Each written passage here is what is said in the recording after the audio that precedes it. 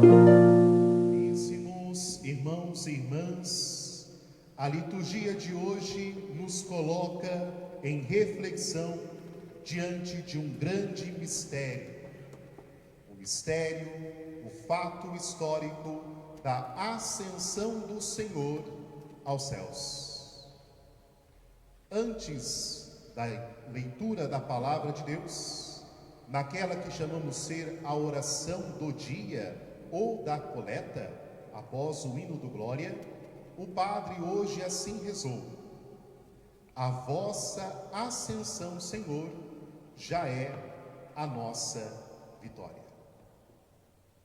Um dia, pela encarnação do Verbo, o Senhor Jesus assumiu a nossa humanidade frágil, a nossa humanidade que estava inclinada à perdição eterna por causa do pecado original.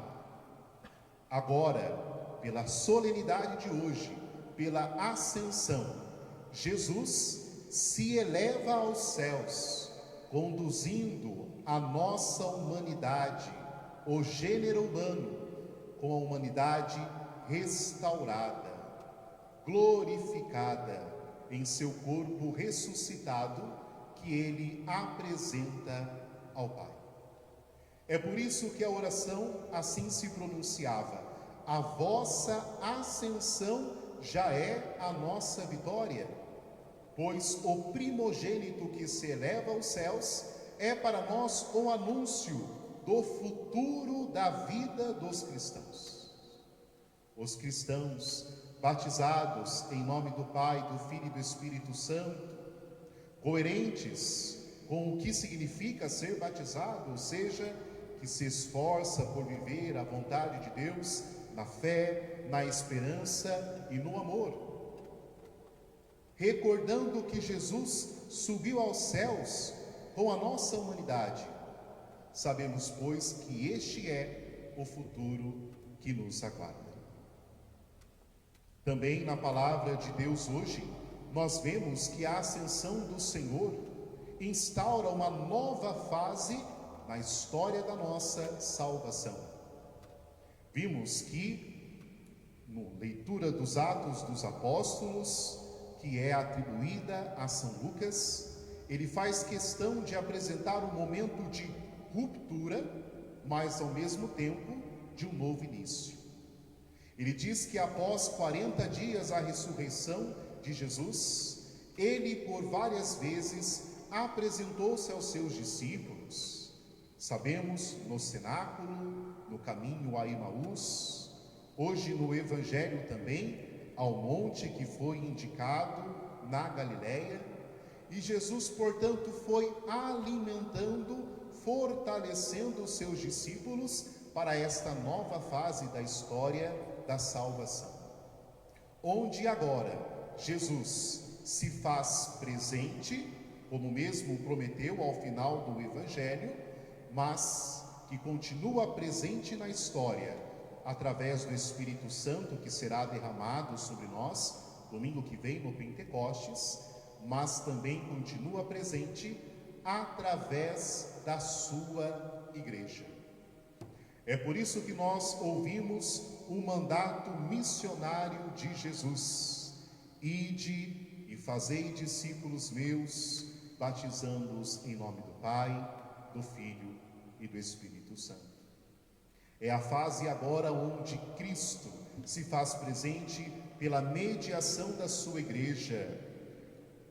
Na segunda leitura, na carta aos Efésios, nós vimos que São Paulo nos traz esta imagem belíssima do corpo de Cristo, do corpo místico de Cristo, onde ele é a cabeça.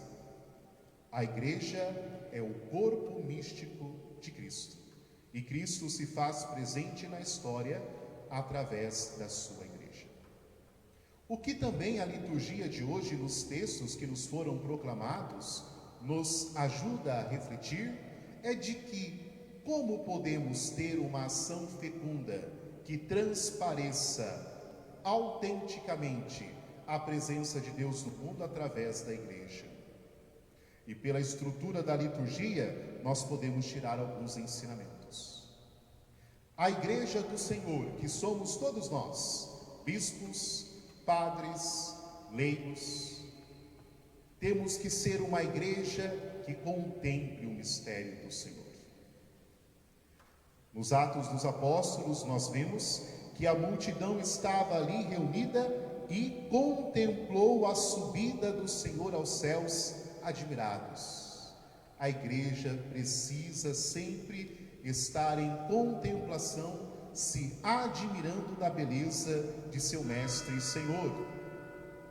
Através dos símbolos litúrgicos, de toda a dignidade que a liturgia tem, através dos sacramentos, sobretudo através da Eucaristia, e recordando toda a ação de Deus na história de nossa humanidade e na nossa história pessoal. Abrindo um parênteses, celebramos hoje o Dia Mundial das Comunicações Sociais, que traz como tema justamente isso: narrar a história, a nossa história, a partir da verdade e da bondade.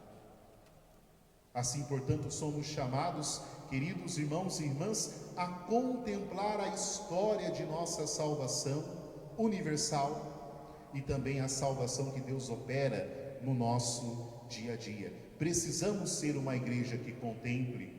Corrobora isso São Paulo aos Efésios, dizendo e querendo alargar o nosso espírito em contemplação, que o Senhor nos deu um espírito de sabedoria. Sabedoria é dom do Espírito que vem da contemplação das coisas de Deus. Que Deus abra o vosso coração à sua luz, para que saibais qual é a sua esperança, qual é a glória que vos é reservada. Ou seja, a igreja precisa sempre ter a sua profundidade dedicada à contemplação dos mistérios de Deus. Mas é preciso equilibrar tudo isso. Nós vimos, ainda na primeira leitura, que encantados pelo mistério da ascensão do Senhor, os anjos intervêm, dizendo: vós estáis admirados pelo Jesus que se eleva aos céus, ele voltará novamente.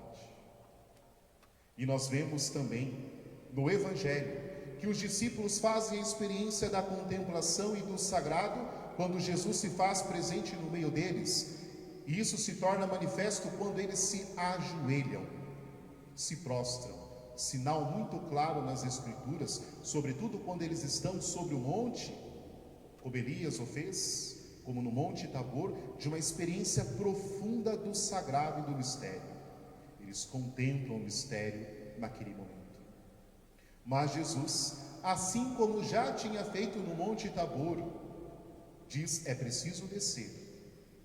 Diz a eles: toda autoridade me foi dada no céu, mas é preciso também sermos uma igreja de ação, de missão, de atividade. Por isso, ide e batizai a todos, ide e anunciai o Evangelho a todos. Por isso, neste novo tempo que se instaura na história de nossa salvação, depois da ascensão de Jesus, somos chamados a ser o perfume da sua presença no mundo, não por um ativismo infecundo. Porque quando a igreja cai no ativismo, no fazer por o fazer, no assumir muitas tarefas, mas sem contemplação, a sua palavra se torna vazia. A sua palavra não traz unção. Papa Francisco tem nos advertido tanto sobre isso, dizendo: nós não somos uma ONG, somos a igreja, e a igreja vive do mistério. Somos chamados, portanto, a sermos ativos na fé, mas nutridos pela contemplação. Precisamos buscar este equilíbrio. Ao contrário, é verdadeiro. Há também hoje o perigo de nós mergulharmos numa espiritualidade chamada intimista, um espiritualismo, onde nós nos apegamos à contemplação dos mistérios gloriosos de Jesus, mas não somos capazes de contemplá-lo em suas chagas atuais. pobre, no sofredor, na injustiça, e nós ficamos lá, paralisados, olhando para o céu, e nós ficamos lá, paralisados no monte, enquanto é necessário descer também para evangelizar. Por isso, queridos irmãos e irmãs, que esta celebração possa nos motivar profundamente a encontrarmos o santo equilíbrio na nossa fé, termos no olhar o brilho de quem contemplou a glória de Deus, termos no coração o ardor de quem já sabe que Cristo alcançou a vitória por nós, tendo-se elevado aos céus em nossa humanidade, mas que também as nossas mangas estejam cada vez mais postas para o trabalho, que as nossas mãos estejam estendidas para evangelizar, para trabalhar em nome de Cristo, para que os nossos irmãos nos vejam e veja a Cristo, sobretudo, por excelência, nos nossos atos de culto, mas também em nossos testemunhos de fé. Que o Senhor nos fortaleça, que Nossa Senhora interceda por nós, para que possamos, neste tempo da Igreja, de sermos Cristo no mundo, através da Igreja, possamos ser fiéis a este mandato do Senhor e percebermos e fazermos perceber que Ele está conosco até o fim dos tempos.